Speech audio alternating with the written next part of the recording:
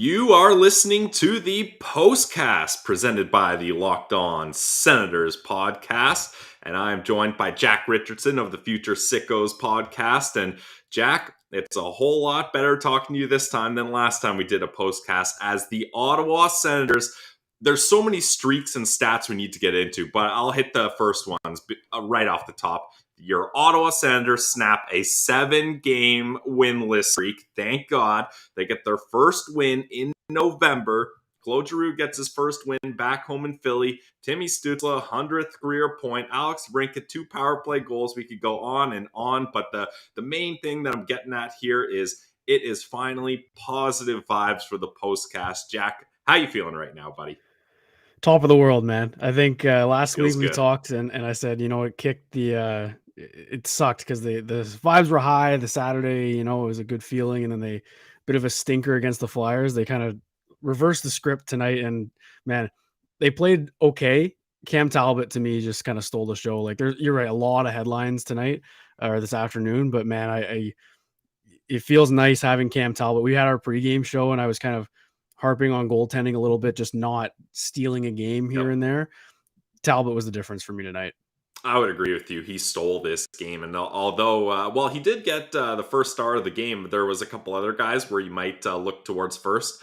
Without Cam Talbot in this, the same story would have happened to the Ottawa Senators, and it would have been too close going down the stretch. So big time, nice game from the Tendy there. And although there's a lot of positives, there is one negative as well. Thomas Chabot left the game early in the third period after a nasty hit that really we didn't see him the rest of the game, and I was hoping he was going to be okay, but that doesn't seem to be the case. But we'll get to that later because I want to keep the good times rolling here. And how about Claude Giroux? Let's stick with that. Homecoming in Philly. He is now riding an 8-game point streak, one of the best in the National Hockey League. And what'd you see from Claude Giroux tonight, Jack? He just brings that intensity every single game, eh? Yeah, and it's more, it's kind of surprising almost, like against his former team, like guys like Konechny and Sanheim, like he's been teammates with these guys forever. And, usually when you see stuff like that where they're going at each other after the whistles and he's getting in their grill, like you're thinking maybe there was some kind of drama going on the Flyers team last year. And yeah, they weren't very good, but I don't get that sense at all. I just get the sense that he's a competitor, and, maybe they're skating by him, making a couple comments about his new team not doing so hot, and he just isn't having any of it. And I love it. I love Claude Giroux. He's come as advertised and more for me. And, we'll get into Debrincat and stuff like that, but the 3 big acquisitions this summer were awesome tonight, or this afternoon. I'm going to keep saying tonight. But they were great today. And Claude Giroux just, to me, is such a leader, like easily becoming a fan favorite for me. Yeah, it's very easy to like that guy. We can see why Flyers fans loved him his entire time, his 1,000 games with Philly. So that's for sure. Now, let's do a quick score recap for those of you listening the day after in your car or on your way to, not work. It's going to be a Sunday, so hopefully you got the day off. But this game doesn't start very well for the Ottawa Senators as Kevin Hayes knocks in a rebound, loose puck right on the doorstep for him. The D can't tie him up, much like we've seen a lot of Ottawa Senators goals happening. The defense just not getting rid of that rebound. So your Sens are down 1-0, and things are not there wasn't a lot of life with the Sens at that point. I don't know what you thought, Jack, but they looked a little lifeless, a little defeated already with the 1-0. And then tell me if you had this one on your bingo card. Jacob Bernard-Docker getting into a fight. And with Travis Konechny, nonetheless, Jack, how'd you feel about that? I was mixed emotions because at first I was like, attaboy, like standing up for yourself. But then I was like, oh my God, if he gets hurt on this fight, like then it just goes the other way. But all you have to do is look at what happened when he goes into the box and how fired up the boys were for him. Do you think that provided a spark for the team? Yeah, 100%. It can't not. And, people make a big deal, I think, about losing fights. And there's a lot of chatter about Austin Watson all the time about how he never wins a fight. And look, I think if you're on the bench and your teammate goes in there and stands toe-to-toe with a guy, especially when he's a rookie like JBD is, then it just you can't not be fired up if you're on the bench. And if you are like struggling to get fired up after that, there's a problem with you, I think. And I agree with you. I was a little bit nervous about an injury, but I mean, think of all the hits these guys take and all the weird plays and like the Shabbat play like that hit on him. Like how many times do things like that happen in a game? I'm not going to lose sleep over a fight like that. I just think that's good on the road. Get your team a bit of momentum in a game they need to win. I think it just solidifies JBD's here to stay. He can't go back down to Belleville after that one. Yeah, agreed. And as a college guy, that's got to be his first fight, Yeah, that's a maybe good point. even ever, if at least for a long time. So big steps to JBD for getting in the ring. Because as Mark Mathot said, half the thing with fights is just showing up. Like that's a big deal to challenge a guy on the ice. So you got to respect that. But then the game goes on. Another fight, Mark Kaslick, he absolutely dummies Tony DeAngelo. And if you're Tony DeAngelo, that's a big check the game notes, bud, because Mark Kaslick is the strongest player on this team. And Tony DeAngelo ate at least 4 uppercuts to get that fight started off, eh? And he picked it. Like the replay, exactly. like I don't know, the broadcast was a little all over the place tonight. I felt like a little bit of didn't get the angles on all the penalties. It was kind of weird, but they got DeAngelo going right after Kaslick, and I'm like, what are you doing? Like you're picking a fight with the biggest guy on the team. Like I guess Torts is getting in DeAngelo's head a little bit. But did you see any of the jokes being made that like Cass looks like Jesus and Jesus hates on bad people like DeAngelo? I found that so funny. It was good. But yeah, he beat the wheels off him for sure. Yeah, Cassie just doing a cleanse out there, just cleansing with his miracles and a couple uppercuts. So, Tony DeAngelo obviously didn't watch that bonus Sens feature where the boys were playing pickleball out there. You can see Cassie is ripped up, absolutely. So I wouldn't pick a fight with him, that's for sure. But the Ottawa Senators, they get on the board, and this is one, like, this felt like Shabby when he goes in all alone, and you got to credit him. That's a rolling puck that's getting away from him. He corrals it and goes upstairs on Carter Hart. Like, that's got to feel good for Shabby. I know he's one of those guys, a quiet guy, but he's probably been hearing the criticism. This podcast has criticized him, and it felt deserved that he wasn't playing up to his game. Well, he turned it up this game, and he gets the scoring started for the Ottawa Senators. So that's got to feel pretty good if you're Thomas Chabot. And then next goal doesn't come till the second period, and it's on the power play. And I don't know about you, Jack, but that whole power play, I was ISO-cammed onto Debrincat. I was like, they have to find a way to get it to him and give him no excuse not to score on this power play. And that's where your captain comes in. Brady Tkachuk with the perfect pass. All 4 Flyers players facing the other end of the ice. Debrincat's all alone. Pretty easy goal for a 40-plus goal score, eh? Yeah, I mean, he could have 10 by this point with all the easy tap-ins he seems to have missed. But man, like I can't imagine the feeling that must have been. I think he had the empty netter goal for his first, and I think that one on Fleury where he just kind of spun around and fired it. Like this one to me would probably, and I guess the second one afterwards too, but this one would feel like a true goal. Where you just put it in the net, pass like I don't think you can get over that mental hurdle until you do something like that. You're in the position and it goes in. So, I mean, we were talking again on the pregame show, and Nick Robinson, his dad is a big Blackhawks fan, so we watch a lot of games of Debrincat in the past, right? And he said he's always notorious for a bit of a slow start. And then he told us this before the game. He said they come in buckets, and he wasn't lying because it did tonight or today. And yeah, like that just has to feel great for Debrincat. And I was fired up. Both him and Chabot's goal, I was just fired up because 2 guys that I've been criticizing a little bit that just needed to pick it up, and they both caught one.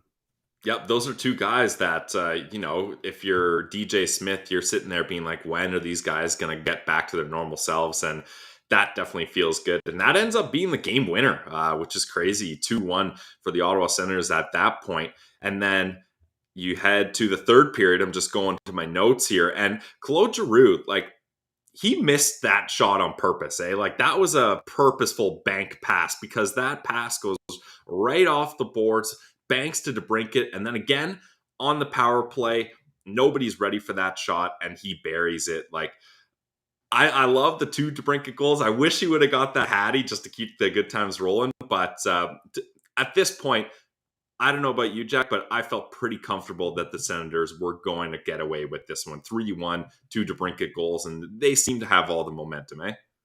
Well, I think part of it is I mentioned at the beginning, but Talbot, like when you have a goalie just making those saves that, not that Forsberg hadn't or Talbot hadn't to this point, but it just kind of lets you a sigh of relief a little bit. And yeah, like the Sens overall probably didn't have a great game.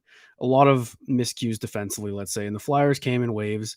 But this is what you get when a team doesn't have a super offense, like a lot of talent offensively, like the Flyers. So you're gonna be able to get away with plays like that. So I was with you. I'm not nervous, or I wasn't nervous at all the whole game, and I think part of it is just the goaltending, but also just the way that the forwards were playing good defense. And I've been harping a lot on that. And I thought the Yep. forwards were really good on the half wall tonight, pressuring the D. Like it was just an overall solid effort. And you can analyze, okay, they're not playing great. They didn't deserve to win this, all that. You can say what you want, but these last two games, even the Devils one for me, it's just now that they've broken the dam a little bit, Yeah. they can start to just relax and get back to playing their game on Monday against the Islanders. So they just needed to get this one, and then we can go from there.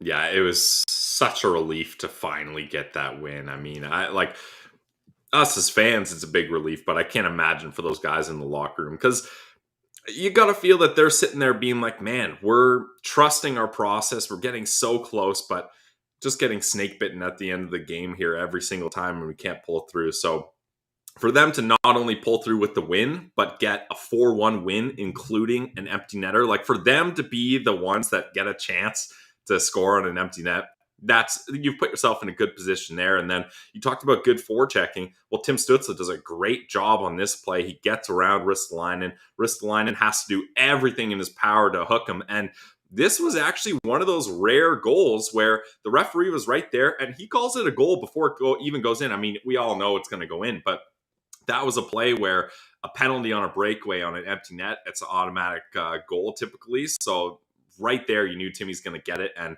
what a way to get your 100th career point for Tim Stützle, who had himself a night as well, a goal and an assist. So definitely a good game for your Ottawa Senators with a 4-1 victory over the Philadelphia Flyers in Claude Giroux's return. He had 2 assists, not a big deal for him as he keeps things going. But Jack, as we always do, in the postcast, we're going to get to our Sens Central standouts. But first, quick word from our friends over at betonline.ag, because if you like to hit props, there was a lot of fun props to hit on this one. I know a lot of us, Jack, I don't know if you've been riding this train, but Debrincat anytime goal scorer, like it just seemed like every game, every Sens fan on Twitter was like, this is going to be the game. This game, he's going to burst open. And if you were one of those people placing your bets, you got to do it at betonline.ag. BetOnline is the trusted online sportsbook of the Locked On Podcast Network. And hey, it's a Saturday afternoon, but you can get ready for Sundays too. They got football, they got basketball, they got soccer, golf, UFC, whatever you want, they got it. So check it out. The best odds at betonline.net. Guys, it's betonline.net where the game starts. All right, Jack, now let's get to our Sens Central standouts. As our guest, I want to thank you for coming on and joining me. It's been a blast having you join the postcast more regularly this season. So I'll hand it off to you for your first Sens Central standout. Let's go around twice here. I think there's enough guys, eh? Yeah, we'll definitely cover enough people here. I'm going to just start with the easy one. I'm going Alex Debrincat. Nice. We could talk about him all day, and I think he's been okay to start the year here. He's producing a lot anyway. And this game, I think, is just going to open the floodgates. And to me, it's not even just that. Like he had that really nice play after he got both when Pinto kind of sent it up to him on the left side, and I think he beat Ristolainen wide and cut into the net. Like that was his best chance at the game, and it didn't even go in. So I was just really happy with his play, standing up for Brandstrom against Delorier too at the end there. Just the 2 short kings. And I really like that game from Debrincat. Definitely his best so far this season. And he's my Sens Central standout. Yeah, good call. And it's funny because this is a game where Debrincat's goal was his first shot of the game. So I kind of thought the game where he broke out, it would be like he's getting shots on shots on shots and eventually he's going to break through. But he wasn't really a big part of this game until he gets that goal on the power play. But you know what? He's one of your snipers. If he just is kind of dormant but then explodes on the power play, that's what you need him, right? Like he's going to be the finisher on this team with Josh Norris out, that's for sure. So yeah, Alex Debrincat, easy Sens Central standout. I like it, Jack. I like it. So I'm going to go with the next easy choice, We already talked about it, so I'll keep it pretty short here, but it's Cam Talbot. I mean, 37 saves on 38 shots. After that goal goes in, and yet again, another example of a goal where I'm not blaming the Ottawa Senators goalie for this one at all. He makes a good first save on Konechny driving the lane and making a backhand deke. And then the Sens, they can't clear the rebound, and that's an easy one for him to get there. So, or it should have been an easy one, and it is for Kevin Hayes to bury it. But after that, Cam Talbot makes a lot of good saves. Like I thought when the Flyers did get their power plays, he was sharp. He made a couple good breakaway saves. And the key thing, too, is Cam Talbot did a good job of holding the puck when he did get a shot on. There wasn't too many juicy rebounds other than that first goal that I mentioned. So I thought for sure Cam Talbot had a good game here, and it's got to be nice for him getting a little revenge on his old team, the Flyers, even though he was only there for 4 games. So Cam Talbot is my Sens Central standout. Jack, hit me with your next one here.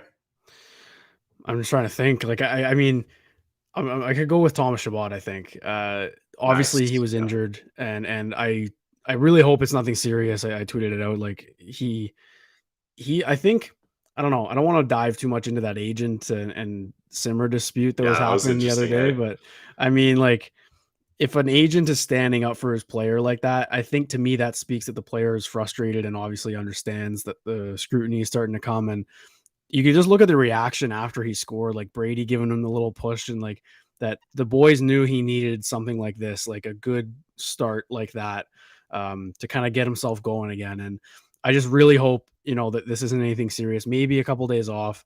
And hopefully also if he's out, it means Zub is back in, because I do not want to tempt fate with Mr. number 22. He can just stay right where he is because I'm pretty happy with it. But Thomas Chabot will be my honorable mention. Just he has legs going. When he has his legs going, he's at his best. And tonight or this afternoon, I think that's like 4 times I've done that now. But he was good this afternoon. Yeah, we're not hitting you with the fine on that one, Jack. Don't worry, you're all good there. Yeah, Thomas Chabot definitely was a guy I was going to mention if he made it back to me here. And although he plays under, it's crazy that he played 18 and a half minutes, and that's without a third period. Like basically his first shift in the third period. So he still gets a lot of ice time. But this, obviously you don't want Chabot being hurt, but this is a much nicer way to see the Decor's ice time. I'm just looking at it now. 19 and a half for Holden, 19 and a half for Hamonic, 19 and a half for JBD, 16 for Branny, and then 22 and a half for Jake Sanderson, including Thomas Chabot's 18 and a half. So although it was tough that they didn't have him, the rest of the 5 guys did a really good job holding things together and keeping this team afloat. So you definitely got to give stick taps for that. Now, Jack, what would you say your biggest takeaway from this game is? Just like that they needed it. I don't know. And it's hard to kind of put that into words, but they needed something like this. And yeah, it's nice for the fans when the team gets a win that after a long time, but you could just tell like how dejected the team was, especially after the New Jersey game. Right. And looking at Brady in the media and just, it's heartbreaking, honestly. Right. And it's early in the year, but they're human beings too. And they understand that they went through the exact same thing last year. But I think this is just one. It feels a little bit different than that Pittsburgh one last year. I don't know if you remember that, but they won one game last November, and it was against November one. Yeah. So that one, and I think in that one, Stützle got his first goal. So in a way, maybe it feels like Debrincat is kind of like the Stützle in that scenario. But I think this one's different just because it's on the road, another first road win of the year, which is huge because this team struggles a lot on the road. So to me, it's just that the takeaway is that they needed it, and I'm just excited to see how they go forward, because this is where you got to start stringing wins together. You can't fall back into another couple losses here. Like you got to get 3 or 4 in a row here, and you have to start. You have to start with 1. Yeah, and that's the thing. Like the Sens have just been digging themselves in a hole, digging, and then they get the 1 point. So at that point, they stop digging, but they're still way down there in that hole. So now they got to start building a ladder and climbing back up. And that's the first step, is getting this win against Philly. And I'm glad you mentioned it. That was one of the stats I forgot to mention here. First road win of the season. My God, that was finally a big relief, because obviously you love it when the Sens win at home, but geez, you gotta mix in a road game a road win once in a while here. So it's glad to get that monkey off the back there. For me, my biggest takeaway for this game, it's got to be that the Sens dominate the special teams game and come out with the win. Like they go 2 for 3 on the power play and then 0 for 3 for the Flyers on their power play. So that's what you love to see. And you know what? If you can get a game where your goalie just kind of steals it like Cam Talbot, and then you're just waiting for your opportunities, you get those man advantage and you capitalize, that's a good recipe for winning hockey games. I mean, it's not some hot take or galaxy brain over here, but all you need is stable goaltending and capitalizing on big moments like the Ottawa Senators and more specifically Alex Debrincat did on their power play. So that's something you love to see, especially because they score the one goal in the final minute of the period there on the power play, and then they get one on another poor penalty. What was that? The Lawton slashing play that Debrincat gets his second goal on. So that's Waddy just gets a good hit there, and then he just retaliates behind the play, and that ends up being a costly penalty. You can guarantee that you're going to hear from Torts about that he's not going to let that one go so smoothly. So, yeah, a 4-1 win for your Ottawa Senators. Let that sink in. And Ottawa Senators win on the road in November. That feels good. And we got a little surprise for you guys. Jack, I didn't even mention this to you, but we're going to bring on a guest in our Postcast After Dark. Jack, hopefully you can stick around with us for a little while longer when we do our After Dark segment here, as we have a Sens Central podcaster out on the streets, but not where you would assume, not in Ottawa or even Philly. So we're going to get to that in the Postcast After Dark. But for all you guys listening along, stick around for the chat because we're going to get to questions as well. Thank you so much for myself, Brandon Piller, for Jack Richardson of the Future Sickos podcast. This has been the Postcast. And guys, like I mentioned, stick around for the Postcast After Dark coming up in just a few moments.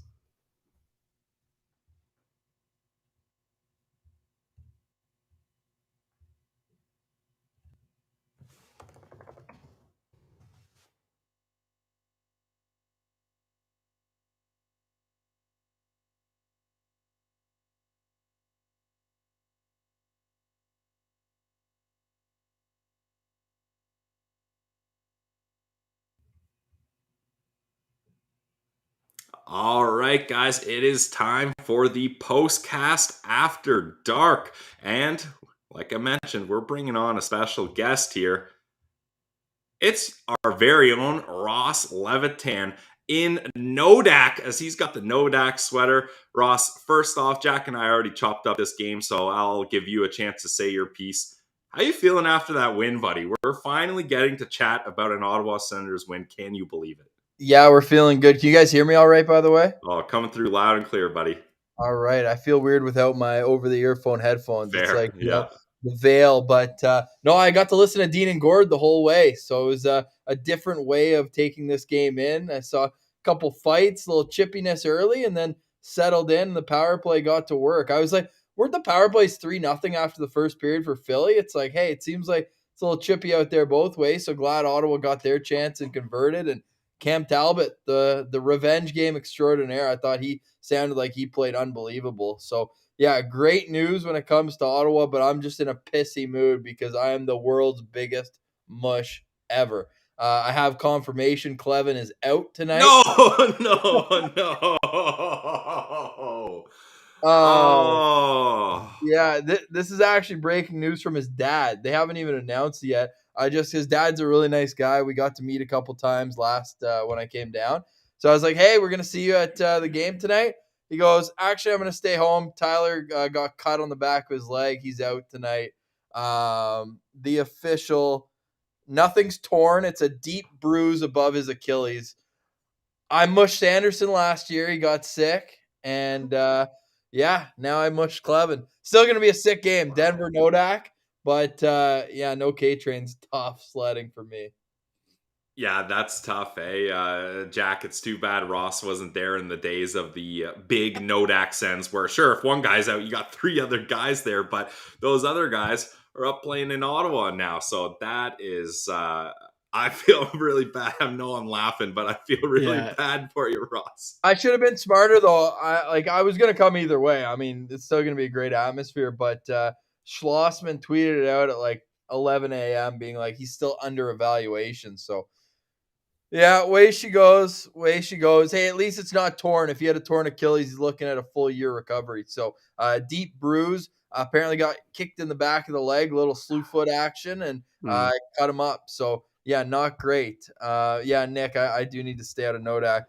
Minus 10 degrees, snowing the whole way here. It's going to be a chilly one tonight, but we're ready. We're at the beautiful La Quinta Suites. Give you guys a little bit of a show here. Oh, here we go. Wow.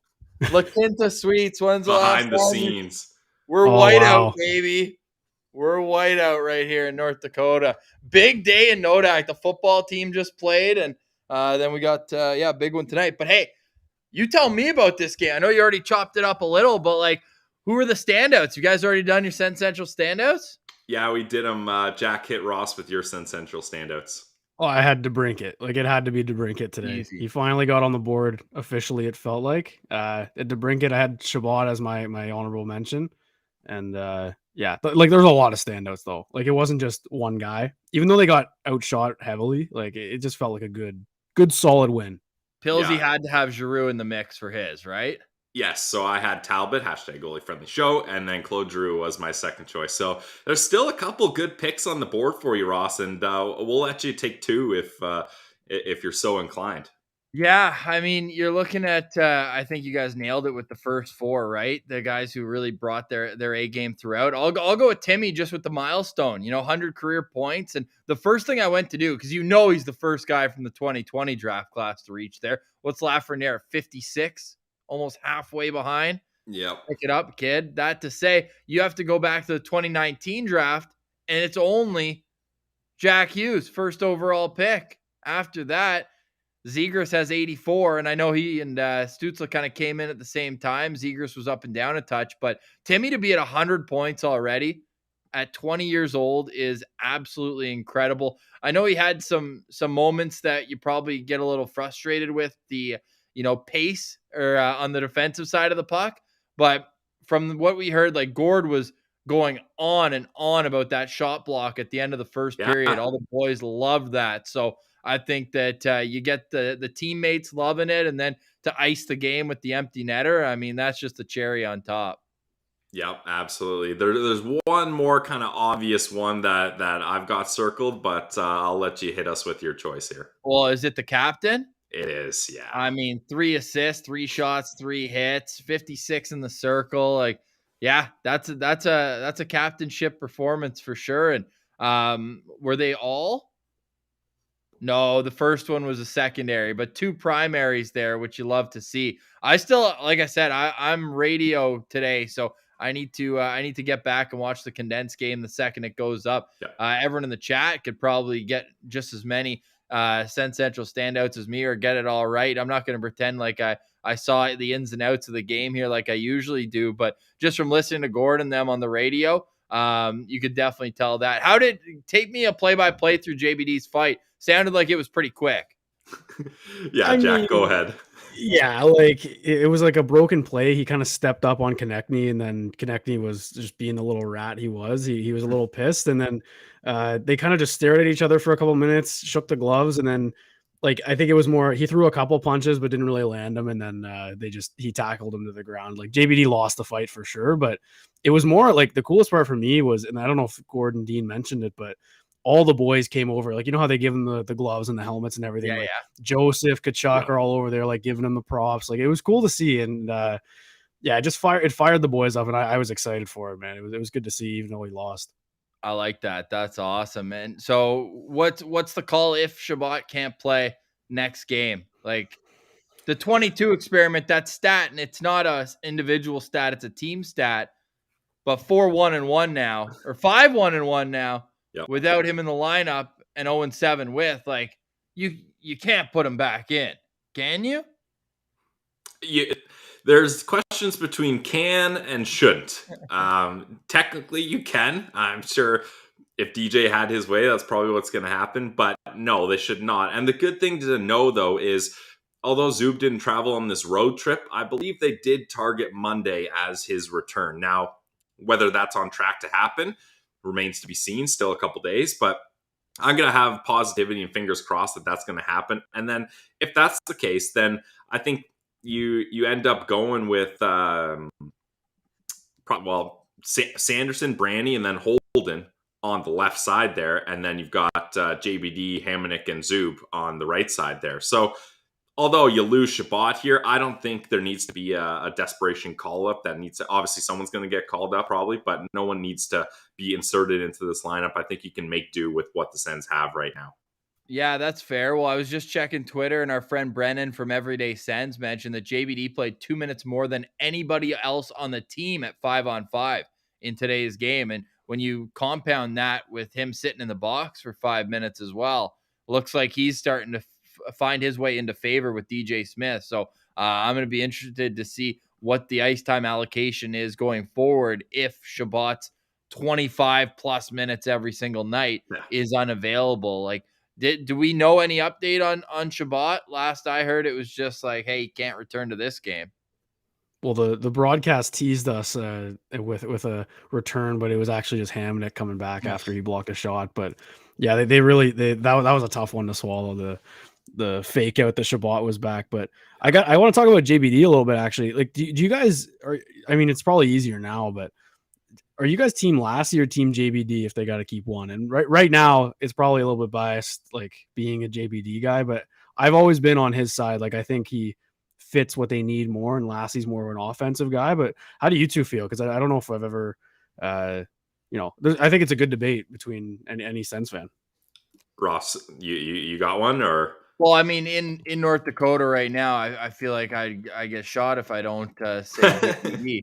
But no, in all seriousness, I think it's JBD for the reasons you mentioned, Jack. But if Lassie can continue to round out his game, like I thought he did a good job of becoming a little more sound defensively over the last year and a half in Belleville.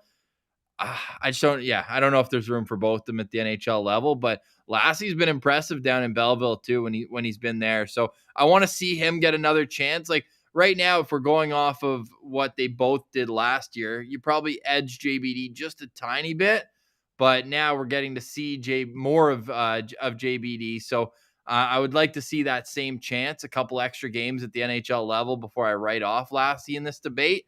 But certainly, and you expect him. I know they're close in age. One was like an older in his draft, and JBD was younger. But I think that extra year of maturity in terms of playing hockey at a level up or an age up could have a bit of an impact here. But yeah, if it's in a vacuum, like who's getting a higher opportunity this year, it's got to be JBD for me. I'm team JBD too, not to keep things boring and similar across the whole panel here, but here's why. Is the reason the Senators were looking for right shot defensemen. Obviously, those are great players to draft in the draft, so you want to get them while they're there, but they were looking for a partner for Thomas Chabot. And I think probably since the moment JBD was drafted, all of us were like, one day this guy seems like the guy that can play with Thomas Chabot. I don't want to use the boring label, but he plays a simple, smart, responsible game, and he can allow Thomas Chabot to do his thing and have the puck while he just takes care of things. And that's what JBD does. And I think JBD is more valuable to the Ottawa Senators than he is to other teams, and that his trade value would be around the league, in my opinion. Whereas Lassie Thompson, he's already got pro experience playing over in Finland. He's got a handful of games in the NHL. He's a guy that I think a lot of teams can look at and be like, man, when you look at that slap shot, the bit of offensive talent he has, and the fact that he's becoming a better defender in his time in Belleville, I think he could have better trade value. And he's a guy that doesn't fit into this team's future plans as perfectly as JBD fits into their present and future plans. So I agree, this town's not big enough for the both of them. Someone's got to get moved here, but it's not for lack of talent or that I think Lassie's a bust or anything like that. I just think the trade value makes a whole lot more sense if you're looking to move one of those guys to move Lassie. Yeah, well said. Go ahead, Pills. Well, I was going to say, Ross, although there's no Clevin, I still can't believe that. I'm so sorry, buddy. Although there's no Clevin, ridiculous. There's no Nodak Sens there for you. Give the people someone else they can watch along with you for. Like, who are you looking out for on Nodak here? Wes, my buddy, he's bringing a flashing green light to tonight's activities. I promise you that. We All made right, sure green light and Nodak. we got tickets one section over from the student section, and they're a rowdy bunch. It's gonna be a packed crowd. Denver's ranked number 2 in the country right now, and Nodak's around 9 or 10. It's gonna be tough without Clevin. It was a 1-goal game last night. Denver got the win, but I parlayed money line Nodak, money line Sens. So At betonline.ag, yes, yes, I did. that's And tough. it was, well, no, I'm still happy with it. I'm going to be feeling good tonight. And yeah, we're going to get down to the Ralph here pretty soon. Random 6 p.m. local time puck drop. So, so a little early, we'll get some time. But when it comes to what Nodak's been able to accomplish this year, they're probably not where they'd like to be. So I'm excited to see with the big test ahead and coming off a 1-goal loss. It was a third period where they made it close, but couldn't get it all done. And I'm just excited to see some good hockey, even without Clevin. I think I mentioned already, like when I came down, it was like right as I was at the same La Quinta Suites, no free ads, but La Quinta Suites in Grand Forks, and I get the message from Brad Schlossman, Grand Forks Herald Finest, no Jake Sanderson, non-COVID illness, out all weekend, and I was here for both games. I missed last night's game, but apparently Clevin left 4 minutes in, so I would have been even more mad. You know, you get the tease, you get the intros, and then he's still out. So at least now I'm going to the rink knowing he's not going to be in the lineup, and it's just going to be next man up mentality. A guy who I'm going to watch, and a guy who's worked his way up to the top line, a guy who you and I profiled not this year but last year's draft. Ooh. Jackson Blake, Jason Blake's kid. Yeah. He's all the way up on the top line right now. Carolina, 50 kid. Carolina took him. He's got 4 goals in his first 9 college games, 9 points. So he's a guy who I'm going to be interested in watching. And then they've got this kid, Louis Jamernick. And not to get too deep into this, I know we're still talking Sens big win, 7-game losing streak is over. But Louis Jamernick, and we all love Alex Heinert on this show, the play-by-play voice of Nodak.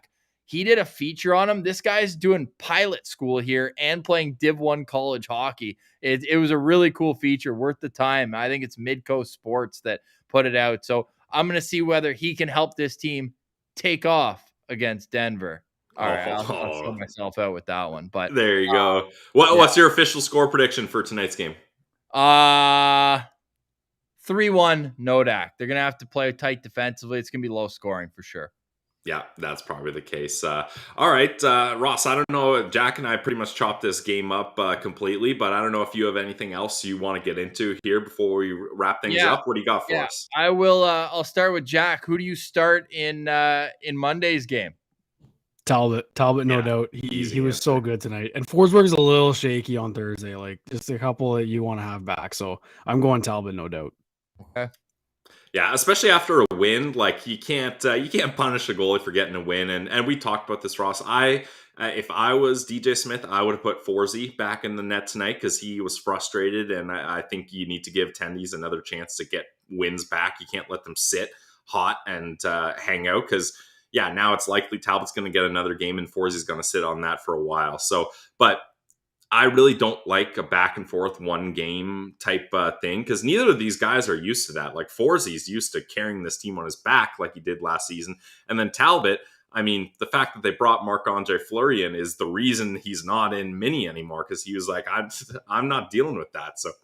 So excuse me. I really think you got to go back to Talbot here. Okay, I like that. And it's strange start time. We talked about tonight's 6 p.m. local for the Nodak game, 5:30 local. That'll throw a little bit of a wrench in guys' pregame plans. What are you guys expecting to see at the rink? Do you think we'll have a lot of people sticking around afterwards to watch? It doesn't really feel like the Hockey Hall of Fame like ceremony. It's much of like a, high event for, so to speak, broadcast. I'm curious how many people are actually going to stick around for that. Well, I think it's because they they're starting at 5. Like TSN said it's starting at 5:30, but I think 5 p.m. is the puck drop. They must be doing something for Alfie or something like that. But, and I think because the Hall of Fame thing is at 8, I think. Yeah, but they were saying that like after another reason why it's early is after the game they're going to show it on the Jumbotron. and fans Oh, can like stay and watch it there. they better play well then, and not people are going to need to beat the traffic if they're down 4-1 in the third there. Yep. We'll see. 100%. Well, we all know Martian's secret to beating the traffic now, so that's Run. easy to do. And our guy Kevin will have boots on the ground for that game. If you got, I'm sure there's no tickets left, but like that's got to be a sellout crowd, and I think the Alfie chants are going to be chilling to the bone. Like, and if Kevin, you're going to the game, make sure to bring back the Alfie chants at 11:11 each period for that game. Like that's a must, right? Yeah, that's an absolute must. Is it going to be a sellout though? Like a 5 No. on a Monday? Like it's not a holiday. Like why are they doing the Hall of Fame thing on a Monday? Is that always what they do? I guess, but come on, it's new. the first Ottawa Senators. Well, I mean, you had Hasek and Hossa, but it's legit the first Ottawa Senator in the Hall of Fame here, the greatest Senator of all time. So if it's not already sold out, I know it's a Monday, I know it's a weird time, but that's a game. If I lived in the area, I'd be getting out too because legendary stuff. Take the day off work, folks. Yeah, exactly. Yeah, the Alfie needs to write one of those notes to like the city of Ottawa. I, Daniel Alfredson, Hockey Hall of Famer, dismiss blank from work, and you just hand that in. 100%. I have a final question here for you, and I'm losing my mind on it. I was having too much fun with the with what you guys were talking about there. So you know what? I'll save it for next time. $20 though. Ibrahim mentioning $20 to get in on Monday. You got to make that. You got to make it if you're in town. Oh yeah, the $25 ticket, right? The Chris Neal special, I think, for the next 3 games. I saw that they put that out today. Oh, nice. I think that's what they're like that. Yeah. By the way, I remembered now. Who are we giving? It's been so long. I don't even like. Doesn't Hellberg have the chain? The chain? Yeah, I think he does. Hopefully you didn't take it back to Seattle with him. I didn't even think about that. I mean, that's so awkward. I think if we're going like stars of the game, that's a different question. But the chain is Giroux. Yeah, like he's back in Philly. He gets 2 assists tonight. Like you got to give it to Claude. Yeah, I think that's probably pretty unanimous, Jack? Yeah, I mean in Philly, but man, there's so many milestones tonight, right? Holden 600 games, Talbot I think 300 or something. Like he hit a milestone. 400. That's 400. That's Timmy 100 points. Like you could go any direction, and I think Giroux in Philly is. I mean, I was listening to you guys talking with Mark Mathot there on Friday, and the money on the board tonight would have been ridiculous, insane. Yeah. How about Jamie Benn putting 10 grand on one thing? I mean, when you're making. What does he make? 9 sheets a year? That's chump change. But yeah, that's if the rookies win that game, they're like, we are going out for one heck of a dinner tonight. Wow. Yeah. Well, hey, you think Giroux's taking the boys out in Philly? They got afternoon game. They're not going home yet. You think? 100%. Yeah, so. He already has like a hotel back room reserved, or not a hotel, a restaurant back room reserved. Like that's already set in place. Yeah. And how about they brought this up on the broadcast with 1,200, maybe 15 times, how they've got a basketball game in that stadium in like an hour and a half. That's impressive turnaround time. One of my favorite things ever is watching the fast forwarded conversions of rink to basketball courts. I don't know why, it's just so satisfying. Like shout out to those guys. That is damn hard work, and there's no room for error. Like if you mess up, the whole thing's screwed. Like that is high pressure stuff. You know what I find funny? 100%. when like it'll be a basketball game after, and then they'll slip or something, and then the announcer in the basketball game are like, "Oh, there's a hockey game 3 hours before." It's probably why. It's like, I mean, maybe it'd just be the floor. I don't know. I find that funny. Yeah, I mean, there's always an excuse to be had, right? Classic NBA players. No doubt. All right, boys. Wish me luck tonight. This is garbage. Yeah, that is. We need to reload the Nodak Sens. Here, I want people in the chat to give me their honest opinion. I don't think I'm going to do it either way, but Cleven's dad gave me his phone number and was like, "Hey, have a coffee with him before." But like, I think it's kind of weird to text this guy on a game day. Yeah, especially when he's out. I don't really have much to say to him, anyways. He's pretty shy kid. Like when we met him last year when you were here, I think I'm just gonna leave him off the hook. Yeah, that's probably the play. If I run into, I mean, first I got to keep my head up if I'm even close to running into that guy. Choo-choo! But get off the tracks. But I'll say hi to him. But no, I don't think I'm gonna. Hi, I got your number from your dad. Would you like to have a coffee with me before the game? And just, I don't know. I can tell you how great Ottawa is. But Yeah. no. Yeah, I'd probably pass that one up for now. 100%. His You gotta dad's do the recruiting for the Sens to get him to sign. Alex is saying get after. a coffee interview like the Dreger Cafe. True. Hey? Oh, that could be good. I don't have a clever name to have it. Like Levy's Landlock. I don't see water for miles away right here.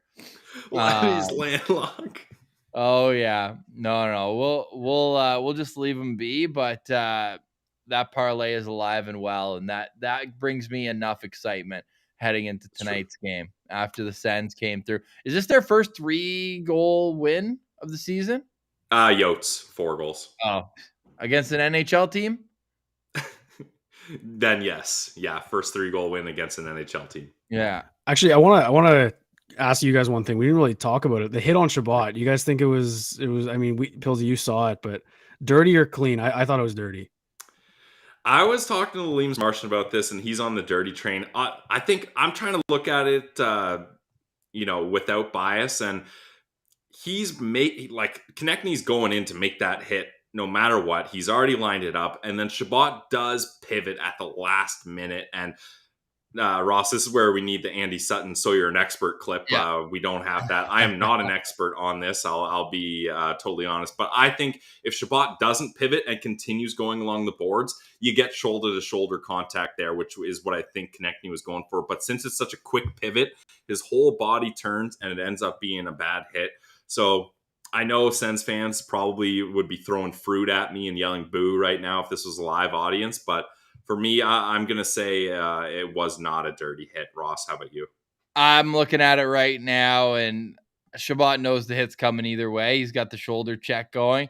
I don't know why he felt the need to stop up. Doesn't he have a lane to go around the net? He could probably just evade that. And I think it's one where you have to know who's on the ice, and it's no surprise that Travis Konechny finishes that hit. That's the thing. Like if he doesn't finish that hit because he pivots, Torts is giving it to him on the bench. Oh yeah. I'll give Chabot a little bit of leeway. Like as a defenseman on a power play all the way back in your own end, you're not expecting the forechecker, I guess, to come that hard. Yeah. So he could not have been expecting that kind of a hit. I know he turns, but I feel like his numbers were still visible the entire time. Like if you look at Konechny, I'm looking at the hitter. To me, it feels like he just doesn't have any means to go for the puck, which I get. That's not illegal per se, but to me, it felt like, he turned, which made it look worse probably, and probably why he got hurt. But I think he was still going for the numbers the whole time. But Konechny also got hit pretty cleanly early in the first period, and it was kind of a similar hit. So he's probably going out for a little bit of vengeance, but I wish the Sens drafted that guy. I'm not gonna lie. He's a fun guy to have on your Colin team. White draft, right? Yeah. It was 3 picks later. It was like him, Besser, both went like 2-3 picks after Colin White did. Did you guys hear Matthew Tkachuk on Chicklets? He was kind of giving a little bit of shade to the Sens for letting Colin White go, eh?